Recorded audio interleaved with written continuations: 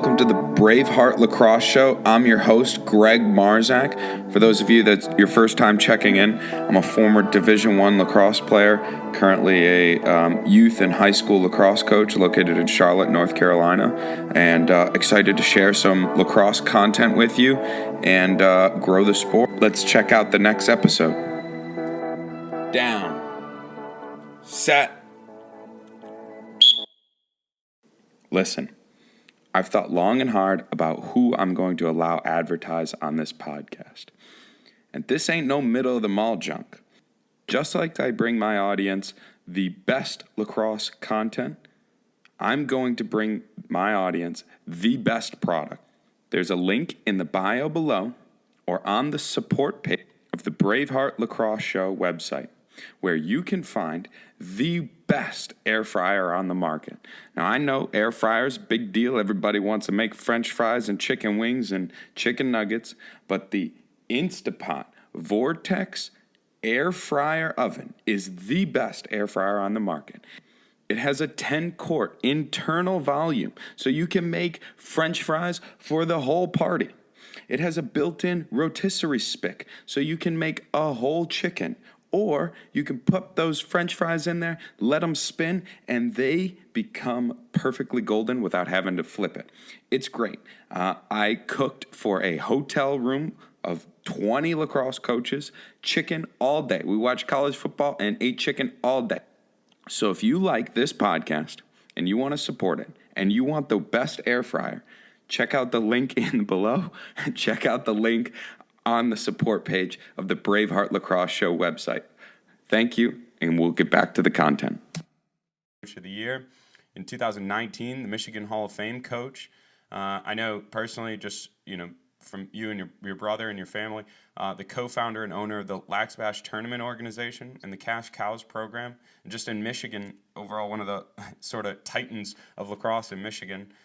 Relative to the other people in the industry. So yeah, I mean, if I missed anything, I apologize. You can add anything you'd want.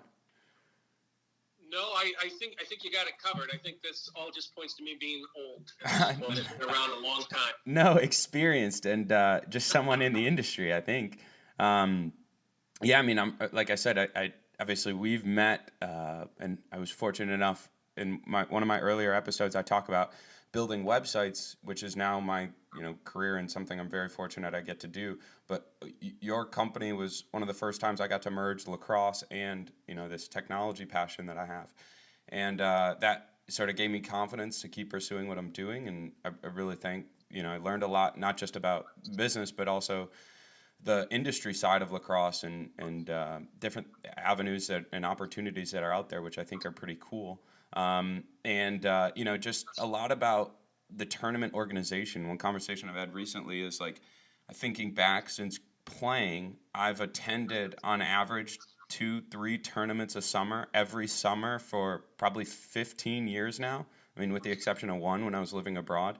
So just being around them and, understanding which organizations do it well and what are things that don't go well at lacrosse events, like the parking, I think should be really a priority for anyone planning an event, because this summer we saw a bad situation, but you can talk about that later. But it was just, anyway, the perspectives I'm trying to give is just, different areas to get involved with lacrosse and backgrounds, and I think your perspective is really unique.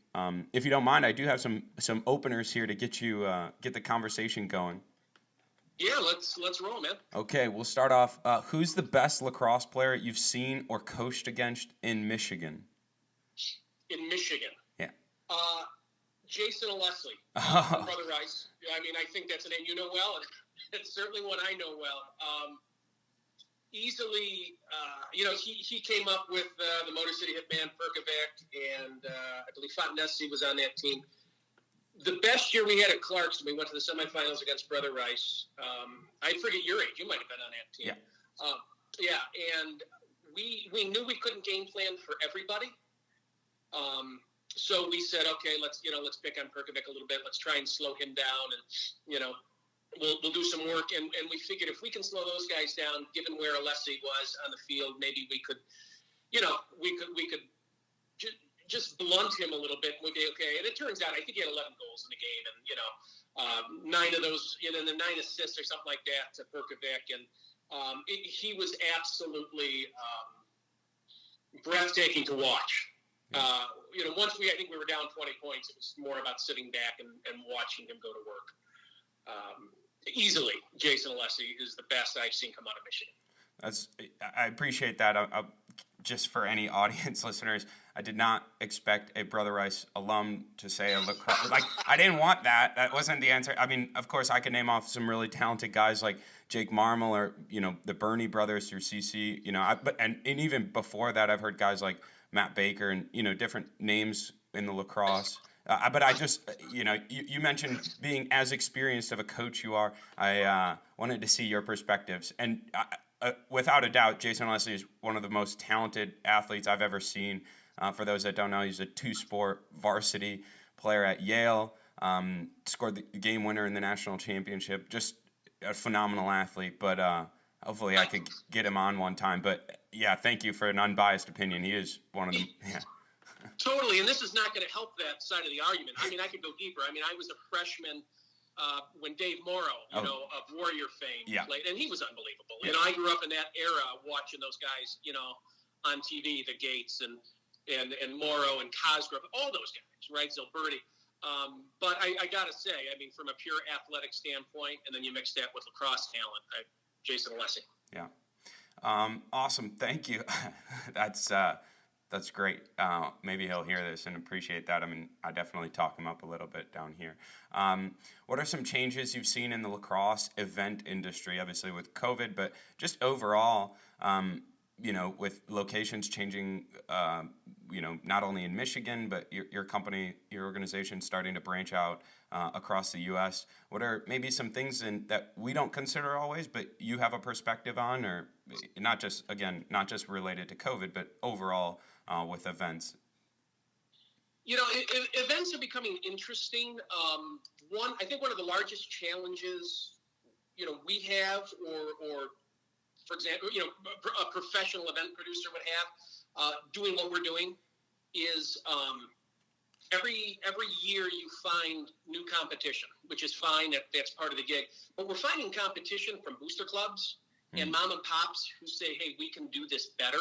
Interesting. And it's interesting, and this isn't to knock anyone, but ultimately they can't. Everybody always sees money coming in; they never see it going out. Yeah. So when you were bringing up parking and stuff like that, it's in the details, and I think if I had ever been able to give anybody advice about attending events, mine or otherwise, competitors, whomever, make sure you're looking at the histories of the company, and the ethics of the company. There was a major event group that had to declare bankruptcy, I believe, in October.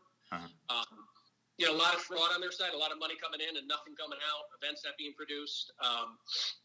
And you got to watch yourself a little bit. And I think people think it's an easy grab.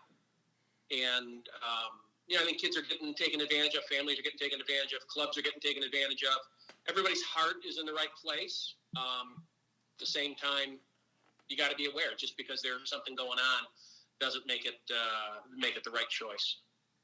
Yeah, that's a great perspective. I mean, just like I mentioned, having gone to 75, I mean, I was thinking about that, and I'll probably continue maybe for the rest of my life just in this cycle of coaching tournaments. Hopefully one day I'm fortunate to have a family and if my kids want to play, take them to those events. Like, I'll be doing this forever, but having been a player and then a coach and then more in the back end involved with you guys, whether it was the registration, finding contractors for porta potties and dumpsters, like all that stuff, building the website to help, ease the process of registration, the tournament calculators, right, to do seedings, like all that is a really big monster. And then to coordinate the volunteers and to get people that are, know what they're doing at the table and how to run a box and all that stuff and make sure the safety precautions are involved now. That, is really, I think, not as valued. And like you said, I don't want to say take advantage of, but like with the wrong intentions or not being considerate of all the levers that need to go into this. Really just thank you for giving us insight on that. That's unique perspective. With that, I'd like to transition a little bit. I don't want to take too much of your time, but if you have some upcoming events you'd like to promote for anyone listening, thinking about their summer schedule, whether it's, players or coaches or, overall, what are some exciting things we can look out for the LaxBash organization? So we're going to move into our second year in Erie, Pennsylvania. Okay. We debuted an event last year that we were lucky enough to get off, amongst all the COVID issues. For us, when we start a new program, a new team, we'll say, hey, look, if we can get around 40 teams, it's probably a good foothold. It's a good go, and we can grow. We debuted last year with 85 teams. We're adding an extra day to it. It was really a premier event. We had 40 college coaches on site. It was really a neat deal. We're adding to that a showcase the day before. We started a new group called the Prospect Games, and we have the Commonwealth Showcase the day before on July 9th as well. So we're pretty excited about that. We did some neat things. You're familiar, I know, with the Boo Bash that we run. Again, amongst all the issues last year, we were able to expand it to 2 more states. So, yeah, we're throughout the Midwest at this point. We're looking to grow into Florida, and we're pretty excited about a few things. That's awesome. Thanks for sharing. Hopefully, I don't know how many people. I mean, I do have an idea right now, but if anybody hears this, I'll be sure to link to your website, and if anyone reaches out, I'll forward their contact information to you. I guess it's been interesting to see this dynamic of during this COVID, trying to find opportunities to get kids on fields because they really want to play, and then also considering the topics we talked about with the logistics and what goes into planning an event, the actual financial side, how much does that have an impact on local communities, whether it's hotels, you have 200 people or 200 team tournaments and each team has an average of 20 kids. You're looking and you start to think, where are these people going to stay? Where do they eat? Right. And then to pull all of that out of a location, out of a summer or multiple events a summer, of course, I'm not an expert on health. Maybe I shouldn't talk about that, but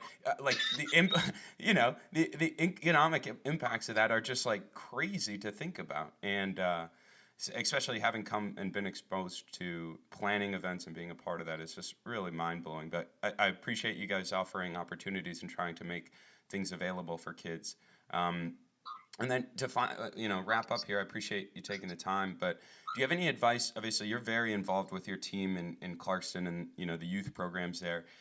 Do you have any, and for anyone listening, really, like I said, Brian and his brother and, the lacrosse community is pretty tight, but so if anyone appreciates this, do you have any advice for players at home worried about, lacrosse and this pandemic and sort of the future it holds? I've tried to stay positive and, give kids a positive perspective about it. Just stay focused on what you enjoy. And I think part of this podcast gives an outlet to people who can't play right now, but certainly listen and, just want to continue with the sport.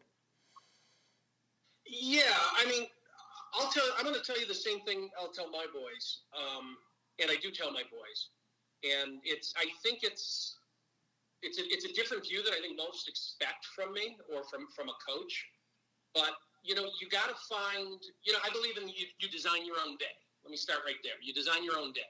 So if you come home at night and you're upset because this went wrong or you ran out of time, you got in trouble for being late or whatever, ultimately you're responsible for that. So when I take that philosophy, and that's, as you know, that's how I hold it to the boys, I also then turn around and say, you got to find the joy in whatever it is you're doing. And right now we're a bit slow with lacrosse in Michigan. We're just starting to maybe break out, get some work done. February is probably when we'll really get our opportunities. So in the meantime, if what gives you joy is playing lacrosse, then you have to go find the wall for 10 minutes. That's the easy one. Everybody says find the wall. And yes, by the way, there's snow on the ground, right? Or you have to watch some film, or or maybe you don't do any of that. Maybe finding joy right now is playing video games, or it's, talking with your buddies, or whatever it is. I think the more important thing right now understand this is a lacrosse podcast, I'm a lacrosse guy and everything else, is let's make sure we're taking care of us so the day ends and starts and everything in between is on a positive note. And lacrosse isn't going anywhere. It'll be back. And when it's back, we'll go at it like we always did, and probably better, because from a mental standpoint, we'll be stronger. Yeah. I know a lot of guys, and I'm not knocking them. That's their philosophy is we're just going to keep rolling and we're going to go, we're hell-bent and we're not going to stop. That's tough to do when you don't have light at the end of the tunnel. Yeah. I mean, that's faith, and I'm all for it. But at the same time, I'm working with kids. And if they're not smiling at the end of the day and they don't feel like, there's an end point for them, I don't know that I'm necessarily doing the best things for them. Absolutely. No, thank you. I appreciate that. I know, obviously, you're even at the youth and club level, like your philosophy around, the reason for the program is to give the opportunity for kids to play. It's not a, cash-driven organization, even though it's cash cows. Like, it's not focused on that. You're not, charging 5, 7, however many thousands of dollars for the tournament. You're giving those kids an opportunity to play at a reasonable cost. So I truly believe that. And thank you again. I know we're coming up here on 20 minutes, and I don't want to take too much of your time, but I really appreciate, obviously, your insights and just the opportunity to talk. Hopefully someone else finds value in this out in the internet. And if anyone is looking, again, I'll leave a link in the bio, but the website to LaxBashTournaments.com. You can find any information about upcoming events there, like Brian said, and be sure to look out on their social media tags for any updates regarding that. And thanks again, Brian. I really appreciate it, and hopefully we can stay in contact. I know it's a crazy time right now, but always a pleasure talking to you and keeping that relationship. Absolutely. Hey, man, I appreciate you reaching out. You know me, I love to talk and talk. So I asked Mike, and he said this is up your alley. So I figured, all right, let's see how we can make this work. Anytime, yeah. I love this stuff. So I'm always happy. Hello, and thanks for sticking around to the end of the episode. If you like this content and want more, please subscribe using some of the buttons around here. I don't know which platform you're listening on, but I appreciate it. Also, consider checking out our website, BraveheartLacrosseShow.com. You can comment, you can send me a message, and suggest what type of content you'd like to hear. Really appreciate it from hearing from the audience, and look forward to bringing you great lacrosse content. Have a great day. Tell your parents you love them.